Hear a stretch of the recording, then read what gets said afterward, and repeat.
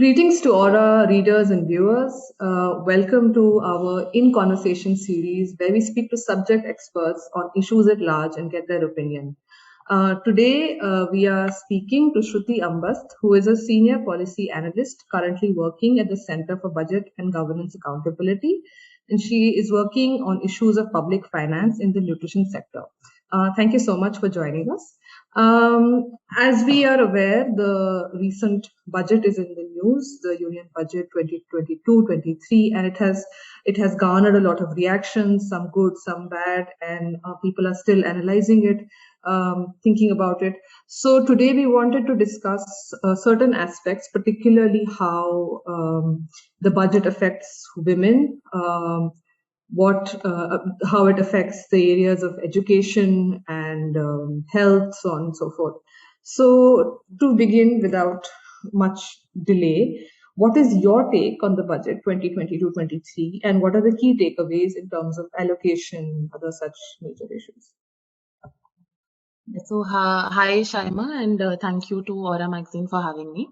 So, regarding the current budget, my takeaway is that it's not there's nothing very remarkable to be said about it, which as it turns out is a problem because of the crisis that India is going through.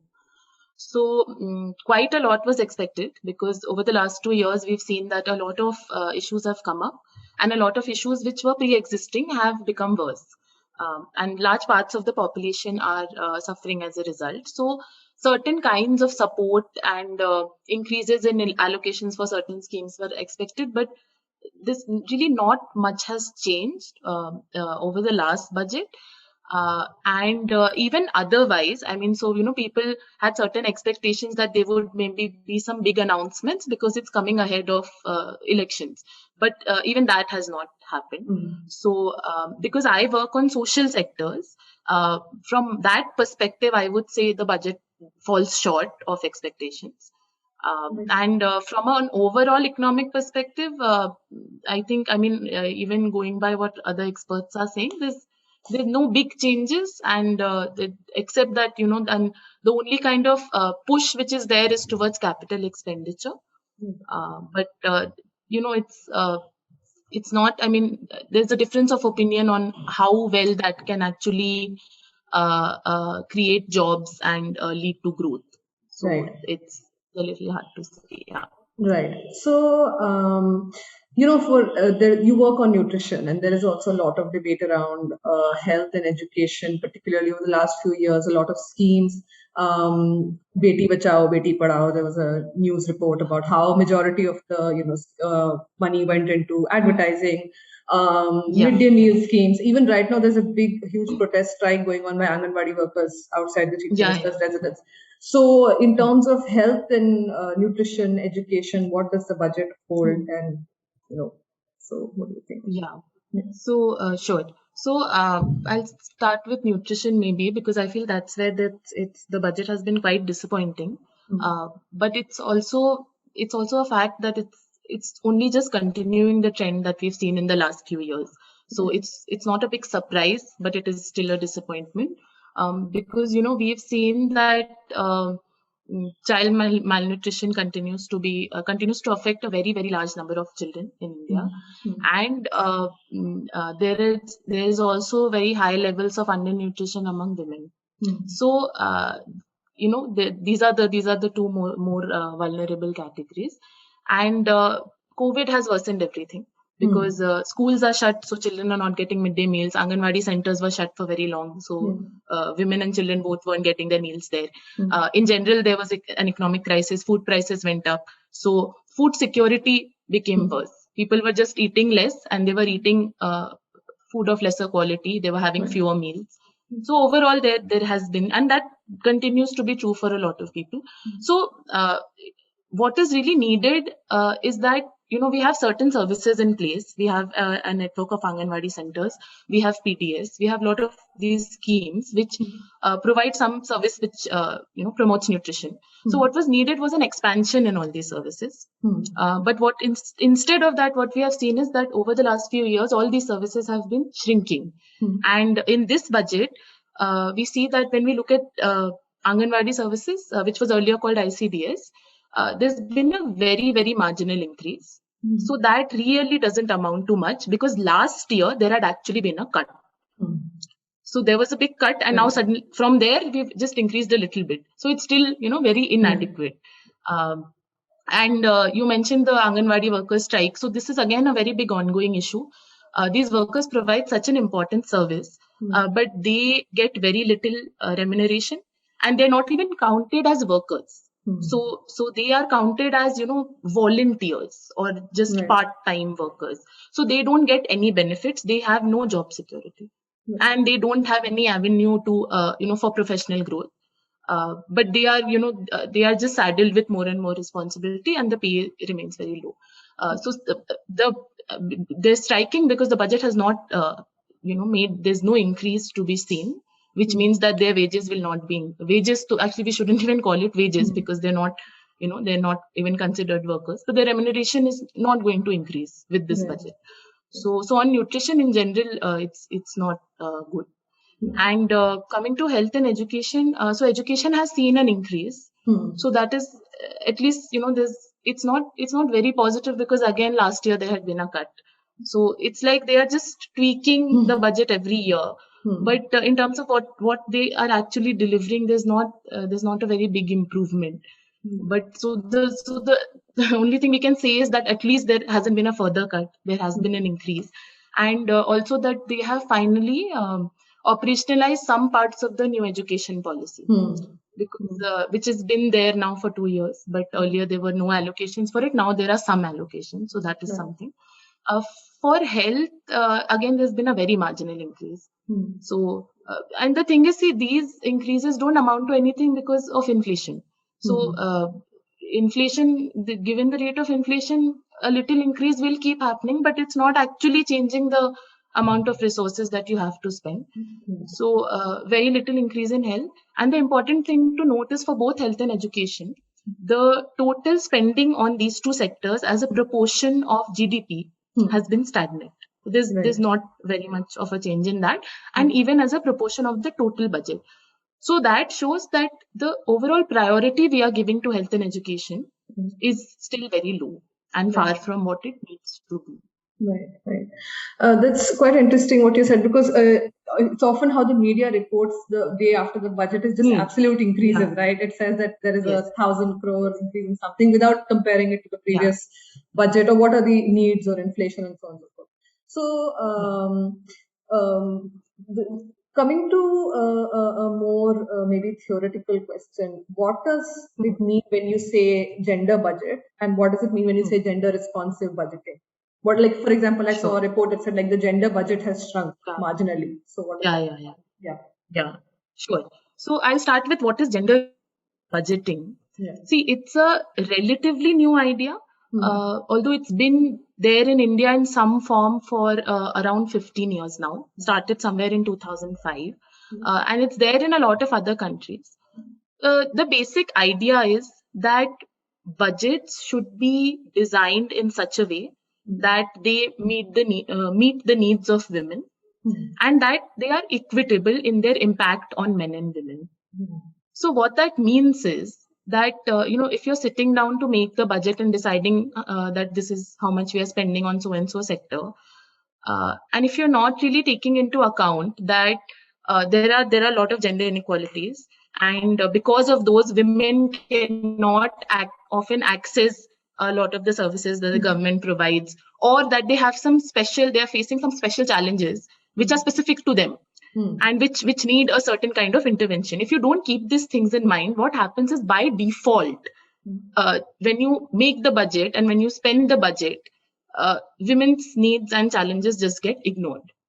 So when we say gender responsive budgeting, first it is to recognize that currently the way budgets, and this is true of really most countries in the world, even the developed economies, the first step is to recognize that budgets currently are not really responding to gender issues by default. And this has to do with a lot of things. It has to do with the fact that the representation of men in positions of power and policy making is is higher everywhere, and also that we don't have the right kind of data to inform this.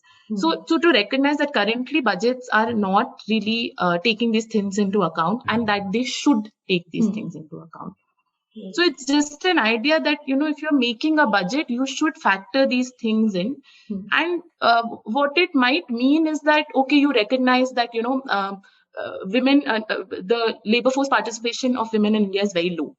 Now, recognizing that if you continuously only spending in sectors which largely employ men, that's not going to help that, right? So gender responsive budgeting would mean that we are recognizing that women need certain support, certain kinds of infrastructure, certain measures to bring them into the labor force, and you're actually spending on those. So it's just that larger idea that this is how budgets should be designed and this is how they should be spent. Now, what the gender budget is that you see in the media, basically since 2005, the Union government in India brings out an additional statement which is called the gender budget statement. That statement takes certain allocations from the budgets of different ministries and reports them in one place, saying that these allocations are for women. So, in theory, it's like a disaggregation of the budget, saying that these components of the union budget are for women. Therefore, the total of this is the gender budget, or the budget which is responding to women's needs or is responding to gender issues. So, in theory, that's what it is. But it is important to know that there are a lot of limitations in this statement. It's not fully accurate. And this happens in a lot of ways. So, like, there are many interventions for women which the government has but is not reporting in the GPS, which is the gender budget statement. Or there are some interventions which are being reported, but they're not really exclusively for women. Or at least, they're not catering to a very large number of women. So by reporting them, we end up distorting that figure.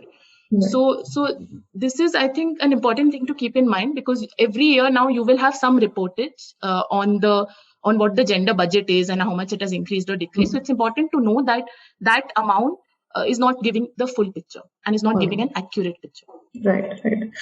So since you spoke about some schemes for women which are particularly targeted at women, there are certain flagship schemes, right? For example, Beti Bachao is there, or even the PM Poshan thing that has come up, right? Post the midday meal scheme. So what is the status of these schemes? Are they truly fulfilling their targets in terms of right. So most schemes which are exclusively for women come under the Ministry of Women and Child Development. And if we look at what has been happening to these schemes over the years, for a lot of them, we've seen that the allocations have been decreasing. That's one trend. Another trend is that even the allocations which are there, they're not used fully, they're not utilized fully.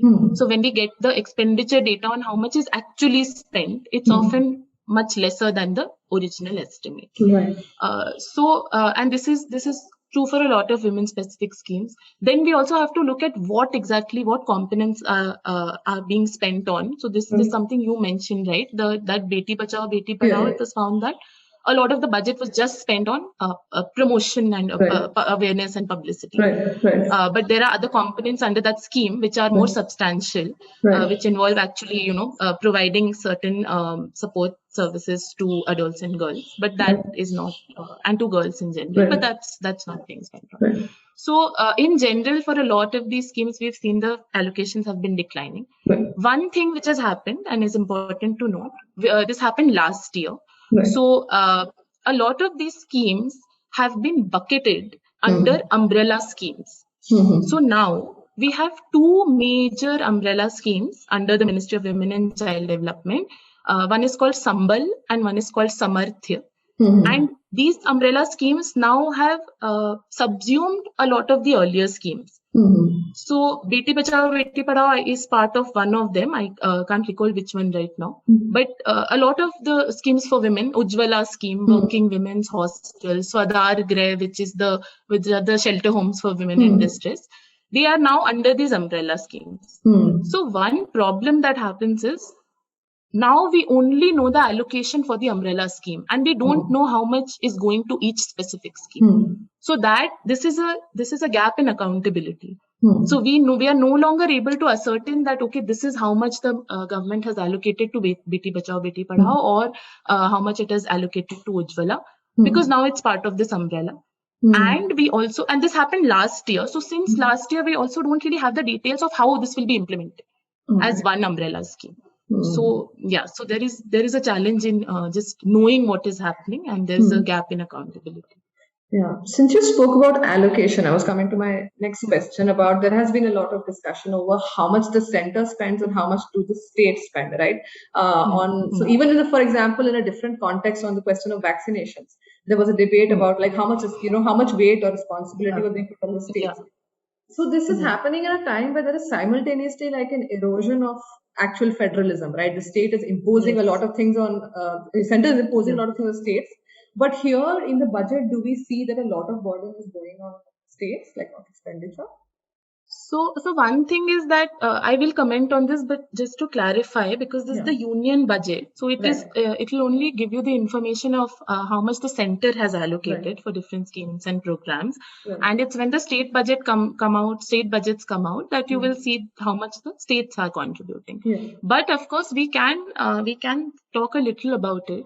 So see, one thing in general which is true of India is that states are the ones who bear the larger responsibility for social sectors. So for things like education, health, nutrition, water, sanitation, all of these things, the onus is largely on states, and they are supported by the center.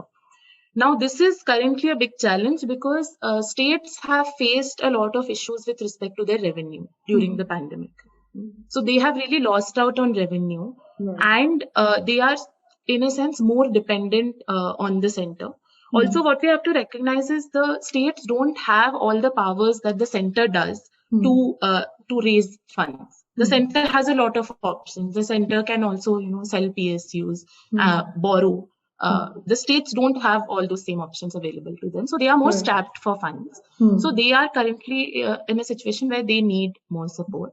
Another thing, like you mentioned, you talked about, the erosion of federalism.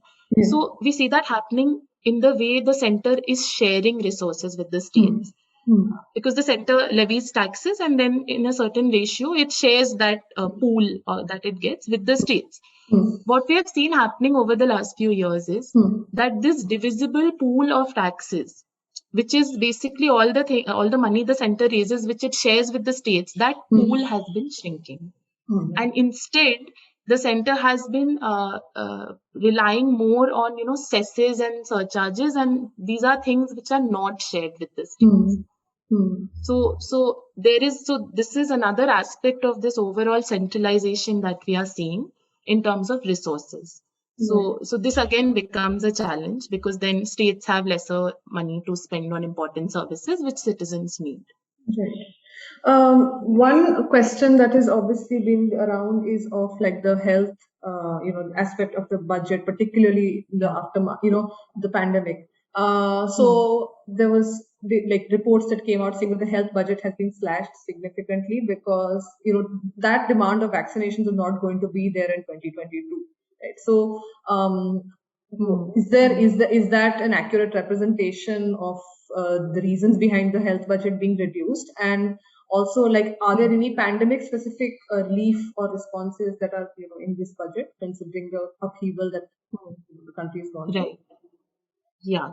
So see, if we look at the vaccines, and one thing we should really note is that last year, there was a lot of exaggeration of the health budget, the way it had been reported, and a lot of things had been bucketed, and they were talking about that, we have a huge jump in the health budget, and it turns out that only part of that was the health budget. It included the vaccine. So the budget for vaccines is an additional, and it's a special component, and it is true that it's not something which will continue. But again, see, we know that the coverage has not really kept up pace. So we don't have universal coverage of vaccines. We have, far from it. There are a lot of citizens who have not even got the first dose. So given that the vaccine budget should be retained, right?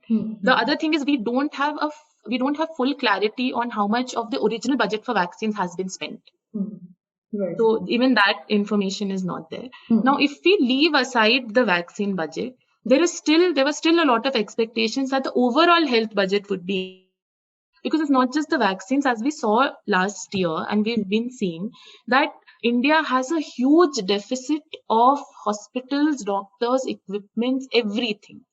So in that context, it was expected that over and above the vaccines, we would see a substantial increase in the health budget. That has not come through. So if we compare it to the budget estimates of last year, there's been an increase, but it's not as large as we would have wanted. And if we look at the components, there is an increase in health infrastructure, which is a good thing. We do need health infrastructure. But at the same time, the budget for things like the National Health Mission, which is the main flagship program through which the government delivers health services at all levels, that has not seen as big an expansion as it should have. So in general, I mean, we need a lot more spending on health, but which has not come through in this budget. Right. So my final question is a very general one, in the sense that when whether it is students, like I'm from social science, or even laypersons, we don't often understand, like when a lot of numbers confront us, we get very intimidated. So the budget is often only what the media tells us, in a few days. See, this has increased, this has decreased. So what would be some good ways or steps or resources for people to understand the budget and understand these kind of macro, large level decisions that are being made in the country? So I mean, this is a real challenge, and it's really, I mean, the onus is on the government, because the budgets are for us. They're created with our money. They are spent for us, and we have a right to expect that budget information will be accurate. It will be accessible. So one thing, I mean, just putting it out there, that this should be a demand that the government make the budget as accessible as possible. The second thing I'll say is that in general, one thing we should really be wary of, I think, is we should avoid reports which come on the day of the budget or even a day later, because those reports, everyone's in a hurry to get the news story out. A lot of those reports just pick up what was said in the budget speech, and it's very important to distinguish the budget speech from the actual budget, because the budget speech is entirely political. So it is really up to them that this is what they want to highlight, and this is how they want to frame certain things. It's only when you look at the actual budget documents that you see that a lot of things. So for example, there are often things which are declared in the budget speech but do not have any allocations that year. So like, this time also they've declared that they will start a national mental health program. Right? But there are no allocations for it yet. So that means that this year at least there is no funding. So maybe it will start next year. So that is very important to distinguish the budget speech from the actual budget. And because a lot of media outlets just quote, and even in the headlines you will see this. So this time also, I noticed a lot of media outlets had the headline saying that budget has good news for women and children. Why? Because the budget speech at some, a few points they emphasized on we are doing this and this for. But when you look at the actual budget, as we've discussed, that it's really not good news. So one just very basic advice would be just wait a couple of days, because then you might get more in-depth and just more accurate reporting. And finally, I mean, I'll share, we at CBGA have a portal for pretty much this purpose. It's called openbudgetsindia.org. And the endeavor is to make budgets more accessible to people like yourself. And what we try to do is just break apart the information and represent it graphically. And we have some basic analytics which might be of interest to people. So that is one resource that I can talk about. And also a lot of, organizations, think tanks do bring out like their, key takeaways from the budget and documents like that. So you should be on the lookout for that. Right. Thank you so much, Shruti, because breaking down the data, like you said, is equally important as giving honest and, granular data, not just quotes. Absolutely. Thank you so much for that.